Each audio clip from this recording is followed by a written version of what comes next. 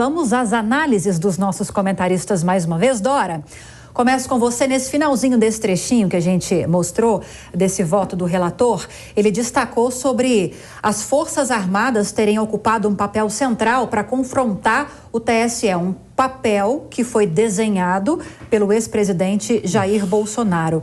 Falamos muito sobre isso ao longo do ano de 2022, especialmente próximo da eleição. Isso pode ser um agravante, não dá para saber qual é o teor, o contexto da fala do ministro, a gente acompanhou só um trechinho, mas pode ser um agravante para contribuir ainda mais com essa possibilidade de inelegibilidade? Sem dúvida alguma, Lívia. E o contexto é o seguinte, ele está analisando, eu vi um pouquinho antes, ele explicando, Benedito Gonçalves, o ministro explicando o que ele ia fazer, porque ele dividiu o voto dele em 3 blocos, né? E nesse bloco, agora, o que ele está analisando, destrinchando, é o discurso do então presidente Jair Bolsonaro naquela reunião dos embaixadores, que é o motivo principal da ação. Eu só quero esclarecer o seguinte, quando ele fala em primeiro investigado, é o ex-presidente Jair Bolsonaro, porque tem um segundo investigado, que é o Braga Neto, não é isso, Coba? Isso. O Braga Neto, né?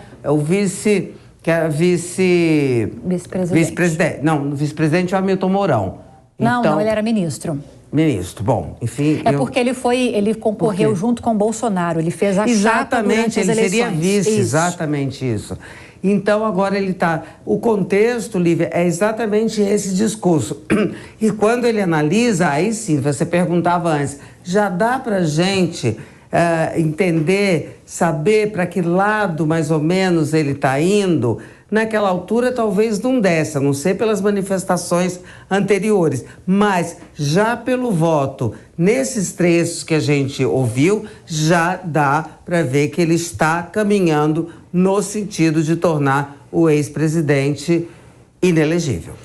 Nelson Kobayashi, agora uma análise mais técnica ainda. A Dora até falou um pouquinho de análise técnica aqui para a gente também, porque ela está acompanhando essa sessão aqui conosco. Agora, a inclusão dessa minuta de decreto de estado de defesa no TSE, que foi encontrada na casa do ex-ministro Anderson Torres durante o cumprimento de mandado de busca e apreensão pela Polícia Federal. Qual vai ser o peso dessa minuta que já está incluída na ação, na decisão desses ministros, na sua opinião? Olha, Lívia, a gente tem que só considerar o seguinte, o uso dessa minuta na decisão, inclusive como meio de fundamentar a decisão, pode estar contaminando de nulidade essa decisão. Justamente porque, como já tinha dito, o processo é para averiguar a licitude ou ilicitude exatamente daquela reunião com os embaixadores. Quando vem um fato novo, e não simplesmente uma prova nova dos mesmos fatos, mas um fato novo, que é essa tal minuta de golpe, a gente tem um objeto estranho à lide, estranho à ação eleitoral. E, justamente por ser estranho à ação eleitoral, há aí uma nulidade, dentre outras que a gente tem ouvido da comunidade jurídica falar, que pode contaminar este julgamento, tornando-o nulo. Isso vai ser, claro, objeto de recurso ao Supremo Tribunal Federal por ofensa a devido processo legal, a contraditório, porque quem está sendo investigado ou processado tem que saber desde o início sobre o que está sendo processado. E lá no início, o ex-presidente Bolsonaro teve ciência de que estava sendo processado pela reunião com os embaixadores. Vem um documento novo e desvirtua o objeto da ação, está sendo utilizado na decisão para provavelmente torná-lo inelegível. E a gente segue acompanhando mais um pouquinho essa sessão no TSE, ainda com o voto do relator Benedito Gonçalves. Eu faço a análise de cada uma das falácias. A falácia do diálogo institucional, falácia da defesa. Esse compõe essa parte inicial desse chamado bloco do meu voto, em que depois analiso todas as provas de novo, o padrão das provas aqui contextualizada.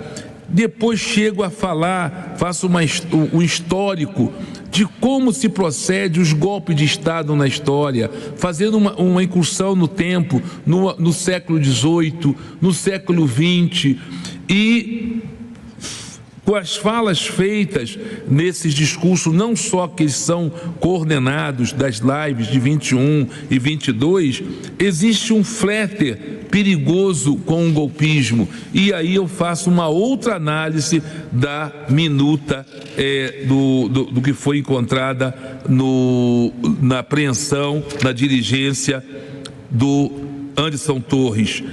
E aí eu faço um histórico do como ela foi encontrada. O ministro de Estado de Justiça deveria ter outros cuidados com esses documentos. Isso é consequência, é reflexo dessas falas que foram feitas. E faço lembrança que nos depoimentos, eu faço a ressalva importante do depoimento daquele deputado federal que foi relator do voto impresso. Quando se pergunta sobre a fraude, não há constatação. Em outra parte do voto está registrado, de Vossa Excelência vão ler, em que o primeiro investigado fala do sistema eletrônico, mas fala que prova não tem. Aí conclui assim num trecho: alguma coisa houve. Então são essas falas que vão sendo juntadas e contextualizando. E nessa argumentação é que eu fiz uma A gente análise... segue acompanhando bem atentamente esse julgamento do ex-presidente Jair Bolsonaro no TSE e a qualquer momento traremos mais informações aqui para você.